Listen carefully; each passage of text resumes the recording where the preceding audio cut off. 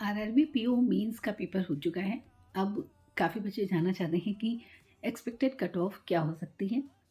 तो आप लोगों को जैसे मैंने पहले भी अपनी वीडियोस में बताया हुआ है कि कट ऑफ सिर्फ एक चीज़ पे डिपेंड नहीं करती है, उसके लिए बहुत सारे फैक्टर्स होते हैं जो उस पर डिपेंड करती हैं। जैसे कि अगर हम पेपर को देखें तो मॉडरेट से डिफ़िकल्ट की तरफ पेपर को कहा जा रहा है, अगर पूरा हम एनालाइज करें। और मैंने आप लोगों से बोला भी था कि कंप्यूटर्स पे ज़रूर ध्यान दीजिएगा, क्योंकि कंप्यूटर में ऐसा होता है कि कई बार क्वेश्चंस ऐसे आ जाते हैं जो समझ में ही नहीं आते हैं। तो इस बार ऐसा सुनने को मिला है कई लोगों से। देखिए, जिनका कंप्यूटर अच्छा है, जो उस बैकग्राउंड से हैं, उनके लिए तो वो पेपर ईजी ही होता है, उनसे सारे क्वेश्चन बन ही जाएंगे। बट अगर हम ओवरऑल देखें तो कंप्यूटर में थोड़ा सा ट्रिकी रहा है।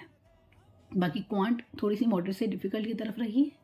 इंग्लिश और रीजनिंग इजी से मॉडरेट की तरफ रहा है। जीए भी ड्यूएबल था, वो भी ऐसा नहीं कहेंगे कि डिफ़िकल्ट था। तो ओवरऑल जो पेपर है वो मॉडरेट रहा है। अब इसमें होता है कि कट ऑफ कितनी जा सकती है। तो देखिए, मैं एक ऐसे एक रेंज का एक आइडिया दे रही हूँ। कुछ स्टेट्स के मैं बता सकती हूँ कि हाँ, इतना जाने की उम्मीद है। बाकी आपको पता ही है कि कोई नहीं बता सकता कितनी कट ऑफ रहेगी, बस एक प्रेडिक्शन होता है कि इसके आसपास रह सकती है।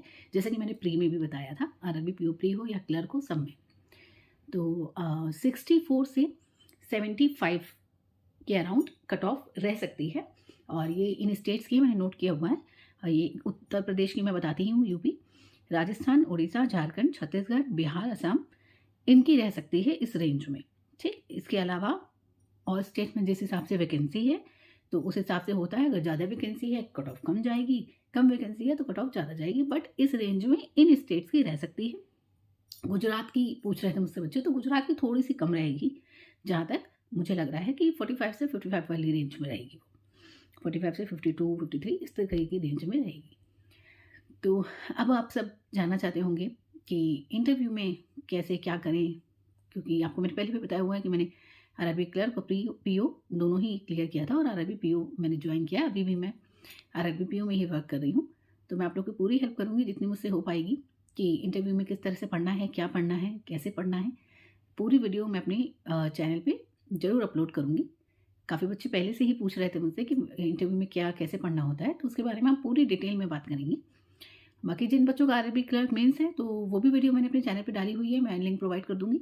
मेंस की पूरी स्ट्रैटेजी है उसमें, आप उसको फॉलो करिएगा। मैंने वही स्ट्रैटेजी बताई है जो फॉलो करके मैंने पेपर को क्लियर किया था, और बहुत ही कम टाइम मिला था मुझे पढ़ने के लिए।